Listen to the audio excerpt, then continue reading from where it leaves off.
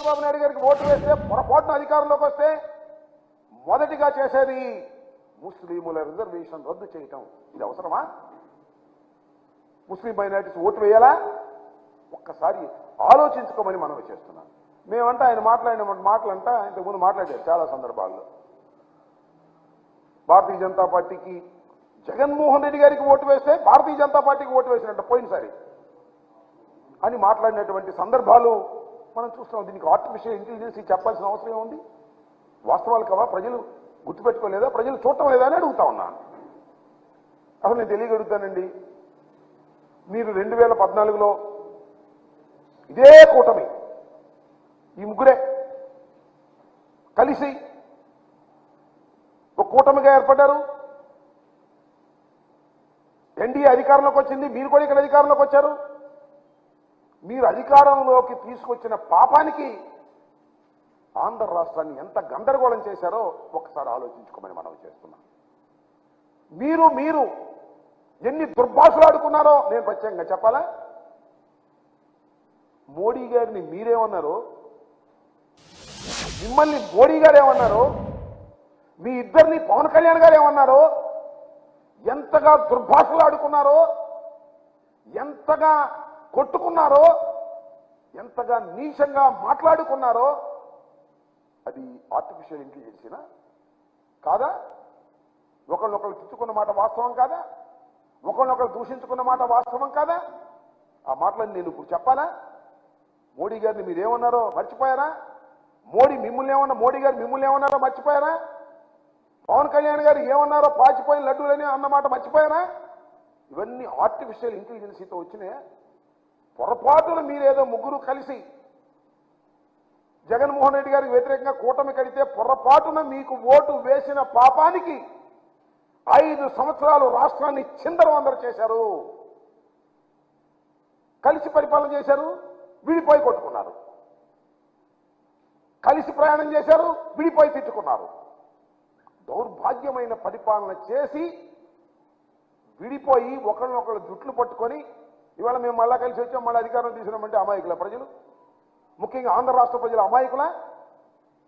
ఒకసారి మీ పరిపాలన చూశారే, మీ కుమ్ములాట్లు చూశారే, చూసిన తర్వాత మళ్ళా తిరిగి ఈ కూటమికి ఓటు వేసేటటువంటి పరిస్థితి రాష్ట్రంలో లేదని చాలా స్పష్టంగా అర్థమైపోవట్లేదా? ఒకసారి ఆలోచించమని మనం చేస్తున్నాం. తెలుగుదేశం వారిని కానీ, జనసేనను కానీ, భారతీయ జనతా పార్టీని కానీ ఒకసారి ఆలోచన చేయండి. తాడేపల్లిగూడెంలో జరిగింది కదా జెండా సభ, ఎంత బ్రహ్మాండంగా జరిగింది. అప్పుడు దాకా ఏదో జనసేన తెలుగుదేశం కలిస్తే ఏదో అద్భుతాలు జరిగిపోతాయని భావించినటువంటి తెలుగుదేశం వారు జెండా సభ జరిగిన తర్వాత అయిపోయిందిగా మన పని, ఏం జనం కూడా రాలేదు, పవన్ కళ్యాణ్ కలిసినా కూడా ఏం ఉపయోగం లేదు అనేటువంటి భావనకు వచ్చిన మాట వాస్తవమా కాదా ఒక్కసారి ఆలోచించమని మనం చేస్తున్నాం. అందరూ ఆగల మన ఇద్దరి వల్ల కాదు. కేంద్రంలో ఉన్నటువంటి భారతీయ జనతా పార్టీతో కూడా పొత్తు పెట్టుకున్నామని చెప్పి వెళ్ళి వాళ్ళ కాళ్ళు పట్టుకున్నారే, అనితే జుట్టు అందకపోతే కాళ్ళు చెప్పారుగా. ఒకప్పుడు టెర్రరిస్ట్ అని చెప్పినటువంటి ప్రధానమంత్రి టెర్రరిస్ట్ అని చెప్పినటువంటి చంద్రబాబు నాయుడు గారు వెళ్ళి అమిత్ షా ఇంటి ముందు పడిగాపులు కాసి కాళ్ళు పట్టుకొని, మళ్ళా నేను చెప్పే మాటలు కాదు ఇది, వాళ్ళే చెప్పుకుంటున్నారు టీవీల్లో, మళ్ళీ వచ్చి పొత్తు పెట్టుకున్నారు. మళ్ళా చిలకూరుపేటలో ఒక అద్భుతమైన బహిరంగ సభ జరుగుతుంది, మాకు హైప్ పెరిగిపోద్దని పెద్ద హంగామా చేశారు. చిలకూరుపేటలో ఏదది ప్రజాగళం, అప్పుడేమో యువగళం, ఇప్పుడు ప్రజాగళం అని పెట్టారు. చిలకూరుపేట బహిరంగ సభ ఏ సందేశాన్ని ఇచ్చిందని మనం చేస్తున్నాం. టోటల్ వీక్నెస్ని మీరు ముగ్గురు కలిసి పోటీ చేసినా మీకు బలం లేదు, జగన్మోహన్ రెడ్డి గారిని ఓడించలేరు అనేటటువంటి స్పష్టమైనటువంటి సందేశాన్ని రాష్ట్ర ప్రజానీకానికి ఇచ్చినటువంటి సభ మీ ప్రజాగళం. ప్రధానమంత్రి వచ్చి మాట్లాడినటువంటి ఆ సభ తర్వాత కూడా మీకు హైప్ రాలేదు, ప్రజలు మిమ్మల్ని నమ్మేటటువంటి పరిస్థితి లేదు. అక్కడ ఎవరు ఏం మాట్లాడారో నేను విపులంగా చెప్పవలసిన అవసరం లేదు, కానీ మీ మాట్లాడిన తీరును బట్టే మీరు మీ ఓటమిని అంగీకరించారు అనేది చాలా స్పష్టంగా అర్థమైపోయినటువంటి అంశం. ఒకటి, జెండా సభ తర్వాత ఒక అభద్రతాభావం నారా చంద్రబాబు నాయుడు గారికి, మళ్ళా తర్వాత నిన్న జరిగినటువంటి ప్రజాగళం తర్వాత ఒక అభద్రతాభావం. నీ జీవితం అంతా అభద్రతాభావంతోనే బతుకుతున్నావు ఇవాళ జగన్మోహన్ రెడ్డి గారు వచ్చిన తర్వాత. నా తెలియగడుతున్నాయా నారా చంద్రబాబు నాయుడు గారు? మీరు ఎప్పుడు రాజకీయాల్లో ప్రవేశించారు? డాక్టర్ వైఎస్ రాజశేఖర రెడ్డి గారు మీరు ఒకేసారి రాజకీయాల్లో ప్రవేశించారు. డాక్టర్ వైఎస్ రాజశేఖర రెడ్డి గారు జగన్మోహన్ రెడ్డి గారి తండ్రి. ఆయన కుమారుడు దురదృష్టవశాత్తు ఆయన మరణించాడు. ఆయన కుమారుడు పార్టీ పెడితే అప్పుడెప్పుడో పెట్టిన రాజకీయ పార్టీ, అప్పుడెప్పుడో రాజకీయాల్లోకి వచ్చిన నువ్వు నీ కుమారుడి వయసున్న రాజశేఖర రెడ్డి గారి కుమారుడితో సింగిల్గా రాలేకపోతున్నావే. ఇది నీ వైఫల్యం కాదా? ఇది నీ అభద్రతాభావం కాదా? ఇద్దరితో కలిసి రావడానికి కూడా అభద్రతాభావం, ముగ్గురితో కలిసి వస్తున్నావు అప్పుడు అభద్రతాభావమే. ఇంకెవరు లేరు, లేదా అని కూడా కలుసుకుంటావు కొన్ని నలుగురు ఉంటే. నీ మొత్తం రాజకీయం అంతా ఈ 5 సంవత్సరాలు అభద్రతాభావంతోనే బతుకుతూ ఇవాళ అంటాడు భద్రత లేదంట. ప్రధానమంత్రి గారు వస్తే భద్రత చూపించలేదంట రాష్ట్ర ప్రభుత్వం, పోలీసు యంత్రాంగం. ఏమైనా తెలియగెడతాను నారా చంద్రబాబు నాయుడు గారు, మీరు చాలా అనుభవజ్ఞులు కదా, 40 సంవత్సరాల పైచులకు రాజకీయ చరిత్ర ఉంది కదా, 14 సంవత్సరాలు ముఖ్యమంత్రిగా చేశారు కదా, ఎన్నో మహానాడులు తీర్చిదిద్దారు కదా, ఎన్నో బహిరంగ సభలు నిర్వహించారు కదా. జగన్మోహన్ రెడ్డి గారు కానీ ఎక్కువ బహిరంగ సభ చేశావు నువ్వు నీ జీవితంలో. మరి నీ దుంపలేక ప్రధానమంత్రి వస్తుంటే మైకు కూడా సరి చేసుకోలేని వాడివి, మైకు కూడా ప్రధానమంత్రి మాట్లాడేటప్పుడు వినిపించుకోకుండా పోతే అది భద్రతా వైఫల్యమా? That is not your negligence. అది నెగ్లిజెన్స్ కాదా? అది నీ అభద్రతాభావం కాదా? ప్రజాగళంలో మైకు మూగబోయింది అంటే అది అపశకునము కాదా? అది నీ ఓటమికి దారి తీస్తుందని అర్థము కాదా? ఒక్కసారి ఆలోచించుకోమని మనవి చేస్తున్నా. ప్రజాగళంలో నువ్వు ఏర్పాటు చేసుకున్నటువంటి ఒక రాజకీయ మీటింగ్లో మైకు సరిగా పనిచేయకపోతే, ఆ మిక్సింగ్ ప్రజల మధ్యన ఎక్కడో తీసుకెళ్లి పెడితే, అది పని చేయకపోతే అది భద్రతాలోపం అని ప్రభుత్వాల మీద నెట్టేస్తున్నావే. ఏమిటి దౌర్భాగ్యమైనటువంటి పరిస్థితి? అసలు నువ్వు మాట్లాడుతున్నప్పుడు కానీ, పవన్ కళ్యాణ్ గారు మాట్లాడుతున్నప్పుడు కానీ, మోడీ గారు మాట్లాడుతున్నప్పుడు కానీ చైర్లన్నీ ఖాళీగా ఉన్నాయే. ఎందుకు ఖాళీగా ఉన్నాయి? అది కూడా ప్రభుత్వ భద్రత లోపమా?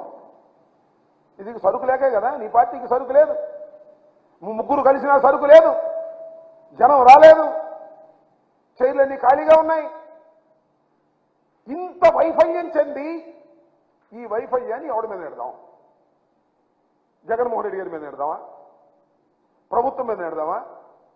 పోలీస్ యంత్రాంగం మీద నెడదామా అనేటువంటి ఒక నీచమైన ఆలోచన తప్ప మేము ముగ్గురు కలిసినా జనం రావడం లేదు, ఏమిటి కారణమని ఆలోచించుకునే పరిస్థితిలో మీరు లేకపోవడం చాలా దురదృష్టకరమైనటువంటి అంశంగా నేను భావిస్తా ఉన్నాను.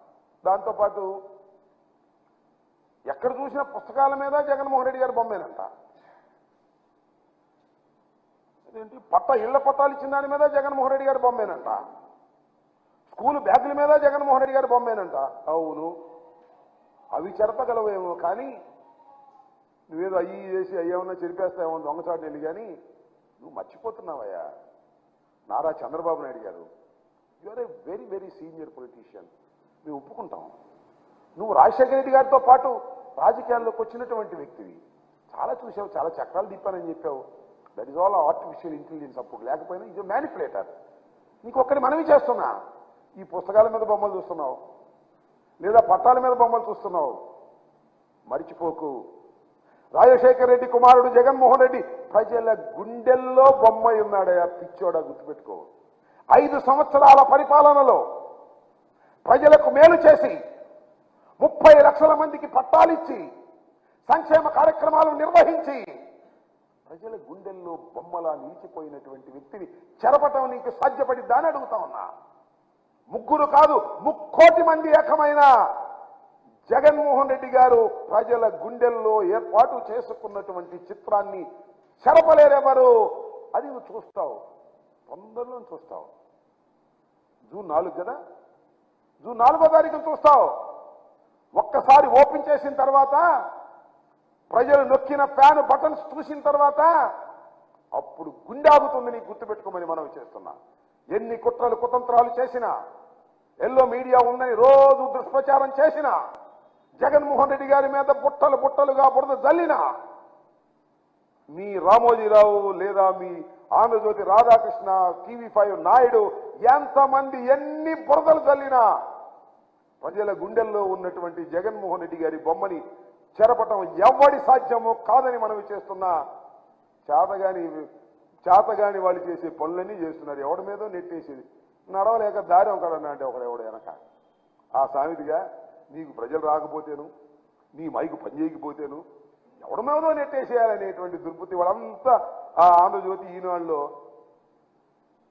వైఫల్యం, భద్రతా వైఫల్యం అని ఓ పుంకాలుగా వాళ్ళు వీళ్ళు స్టేట్మెంట్ ఇచ్చి అవి చూపించి అసలు చిలకూరుపేటలో ప్రజాగలం అట్టర్ ఫ్లాప్ అయిందనేటువంటి విషయం ప్రజలు అనుకుంటుంటే దాన్ని దోవ మరలించాలనేటువంటి ప్రయత్నం చేయటం చాలా దురదృష్టకరమైనటువంటి అంశంగా నేను ఈ సందర్భంగా చెప్పదలుచుకున్నాను. రాబోయే రోజుల్లో కోర్స్ త్వరలోనే ఎన్నికలు జరగబోతున్నాయి. కోడ్ కూడా స్టార్ట్ అయింది. కాబట్టి రాబోయే కాలంలో జరిగేటటువంటి ఈ ఎన్నికల్లో వైఎస్ఆర్ కాంగ్రెస్ పార్టీ అఖండమైన 175 సీట్లు గెలుచుకొని ముందుకు వెళ్తుందని ఈ సందర్భంగా నేను చెప్పదలుచుకున్నాను. మాకేం పని. ఒక విషయం మనం చేస్తున్నా, ప్రతిపక్షాలు నిర్వహిస్తున్నటువంటి సభలపైన కుట్రలు చేయవలసిన అవసరం జగన్మోహన్ రెడ్డి గారికి లేదని మనం చేస్తున్నాం. నేను ఒకటే చెప్పదలుచుకున్నా, రాష్ట్ర ప్రజలు చూస్తున్నారు. 4 సిద్ధం సభలను నిర్వహించాం. ఎంత అద్భుతంగా నిర్వహించాము, ఎంత అద్భుతంగా ప్రజలు వచ్చారు, ఎంత అద్భుతంగా ప్రజలు దాన్ని రిసీవ్ చేసుకున్నారో మీ టీవీలోనే చూడమని మనం చేస్తున్నాం. మీకున్నటువంటి టీవీలోనే చూడమని మనం చేస్తున్నాం. మీరు నిర్వహించారే, జెండా సభ నిర్వహించారు పవన్ కళ్యాణ్ గారు మీరు కలిసి. ఇవాళ చిలకూరుపేటలో ప్రజాగళాన్ని నిర్వహించారు మీరు, పవన్ కళ్యాణ్ గారు, మోడీ గారు కలిసి నిర్వహించారు. అసలు ఈ 2 సభలు కూడి మా ఒక్క సభతో పోల్చగలరా మీరు? ఒక్క సిద్ధం సభలో ఈ 2 సభలు కూడినా 20 కూడా లేదు. That is the fact. కారణం ఒక్కటే, ప్రజాబలం. జగన్మోహన్ రెడ్డి గారి సభలంటే ప్రజలు తరలి వస్తున్నారు. మీ ఉమ్మడి సభలంటే ప్రజలు తరలి రావడం లేదు, తోలినా రావడం లేదు. మీ మీద ప్రేమ లేదు, ఎందుకంటే మీ పరిపాలన వారికి నచ్చలేదు. జగన్మోహన్ రెడ్డి గారి మీద ప్రేమ ఉంది, కారణం వారి పరిపాలనలో ప్రజలు సుఖశాంతులతో ఉన్నారు. 2,72,000 కోట్ల రూపాయలు బటన్ నొక్కితే అకౌంట్స్లోకి వేసినటువంటి ప్రభుత్వం ఇంతకు ముందు ఎప్పుడైనా ఉందా? లేదు. భారతదేశంలో ఏ రాష్ట్రంలో అయినా ఉందా? ఒక్క జగన్మోహన్ రెడ్డి గారి ప్రభుత్వం తప్ప. అలాంటి ప్రభుత్వాన్ని ప్రజలు ప్రేమిస్తారు. ఎంత దూరమైనా ఆ ప్రయాణం చేసి ప్రజలు వస్తారు. ఇది సత్యం, ఇది వాస్తవం. ఈ వాస్తవాన్ని గమనించక ఏదో ఆర్టిఫిషియల్ ఇంటెలిజెన్స్ ఏనో, లేకపోతే మీరే వార్తలు రాంచుకుని ఈనాడులోను ఆంధ్రజ్యోతిలోను ఈ పచ్చ మీడియా వార్తలు రాంచుకుని అవి చూసి నిజమని భవించి మీరు పప్పులో కాలేసుకుంటున్నారు ఆయన. ఇది గమనించాలని కూడా ఈ సందర్భంగా నేను చెప్పదలుచుకున్నాను. ఎస్, అదేగా నేను చెప్పదలుచుకుంది. సభ మొత్తం నిర్వహించింది మీరు. ఎలక్షన్ కోడ్ ఉంది, మైకులు కూడా ప్రభుత్వాలు అరేంజ్ చేయాలా? లేకపోతే పోలీసు వారు మేము ప్రభుత్వాలు వైఎస్ఆర్ కాంగ్రెస్ పార్టీ వచ్చి మీ మైకులు మేము అరేంజ్ చేయాలా? చెప్పండి, నాకు అర్థం కాలా. లేకపోతే మేమే మీ జనాన్ని దోలాలా? What it is simple. మీ వైఫల్యాలను ఎదుటివారి మీద నెట్టడమే మీ ఉద్దేశం. మీ అభద్రతా భావాన్ని ఎదుటివారి భద్రత లేదనేటువంటి మాటలు మాట్లాడుతున్నారు. చేతగాని మాటలు మాట్లాడుతున్నావు. ఓ చంద్రబాబు, నీ పని అయిపోయింది. Over. After this election you will exit from the politics. మీ అబ్బాయి కూడా ఎగ్జిట్. మీ అబ్బాయికి అసలు క్వాలిఫికేషనే లేదు. పాలిటిక్స్లోకి రావడానికి ఇంతవరకు క్వాలిఫై కాలేదు, ఎక్కడ గెలవలేదు, మినిమం క్వాలిఫికేషన్ లేదు. ఇంటర్మీడియట్ చదవాలంటే 10th క్లాస్ పాస్ అవ్వాలిగా, ఎంబీబీఏ చేయాలంటే ఇంటర్మీడియట్ బైపీసీ పాస్ అవ్వాలిగా. అయ్యేవి క్వాలిఫికేషన్ లేవు. ఒకసారి మంత్రి అయ్యాడు, ఇంతవరకు క్వాలిఫికేషన్ సంపాదించలేదు. So after this election Nara Chandrababu Naidu garu will exit from the politics. వారితో పాటు వారి కుమారుడు కూడా శ్రీమద్ రమారమణ గోవిందే అని ఈ సందర్భంగా చెప్పదలుచుకున్నాను.